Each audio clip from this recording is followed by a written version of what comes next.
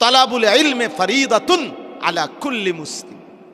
এটা স্কুলের গায়ে লিখে দিলে হবে না যে জ্ঞান অর্জন করা প্রত্যেক মুসলমানের উপরে ফরজ।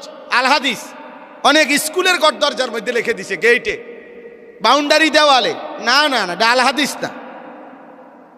আপনি এই কথা জ্ঞান অর্জন করা প্রত্যেক মুসলমানের উপরে ফরজ, এইটা অর্থ না। এটা দ্বীনি এলেম, এটা কোরআন সুন্নাহর এলেম, হালাল হারামের এলেম, পাক নাফাকের এলেম, জায়েজ না জায়েজের এলেম, সুন্নত বিদআতের এলেম, কুফর শিরিকের এলেম, ইমানের হেফাজতের এলেম, আমলের হেফাজতের এলেম, জিন্দিগি ভর জান্নাতি আমলের এলেম, জাহান্নাম থেকে বাঁচার এলেম, এইটা জেনে নেওয়া, বুঝে নেওয়া, এটা ফরজ।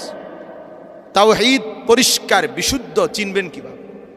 অসংখ্য এই পৃথিবীতে লোক আছে সর্বযুগে, আল্লাহকে যারা মানে কিন্তু শিরিক মিশ্রিত, কুফর মিশ্রিত, আল্লাহকে চিনে কিন্তু সাথে এমন দেবতা, এমন মূর্তি, এমন ব্যক্তি, এমন মতবাদ, এমন চিন্তা চেতনা লালন করে, পূজা করে, উপাসনা করে, আরাধনা করে, যার কারণে আল্লাহর প্রতি বিশ্বাসটা তার কোনোভাবেই সঠিক হয় না। শিরিক মিশ্রিত ঈমান। কোরআনুল কারীমের মধ্যে আছে, আল্লাহ তাআলা বলছেন সমস্ত কাফেরকে জিজ্ঞেস করে দেখেন যে আসমান ও জমিন এই সব কিছু সৃষ্টি করেছেন কে? আল্লাহ তাআলাই বলতেছে, প্রত্যেকটা বেঈমানও এটাই বলবে, লা ইয়াকুলুন্নাল্লাহ, আল্লাহ। তারা এটাই উত্তর দিবে।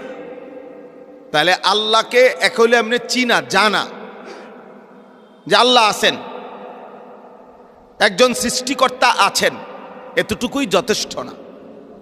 ঈমান মানে হলো তাওহীদ, লা ইলাহা ইল্লাল্লাহ, এটাকে পুরা বুঝে নেওয়া, এটা শিখে নেওয়া, এটা জানা যে আমার কি কথা বললে, কি বিশ্বাস করিলে, কি লালন করলে লা ইলাহা ইল্লাল্লাহ ছুটে যাবে। এই কথাটা পুরো আত্মস্থ করা, বুঝা, এটা জরুরি, এটা জরুরি।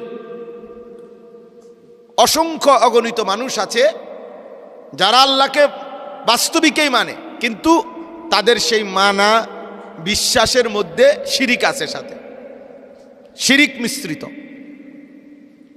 মক্কার কাফেররা নবী সাল্লাল্লাহু আলাইহি সাল্লাম যাদেরকে কালিমার দাওয়াত দিছেন, তারা আল্লাহকে মানত। কিতাবের মধ্যে ঘটনা আছে, সূরা ফিলের মধ্যে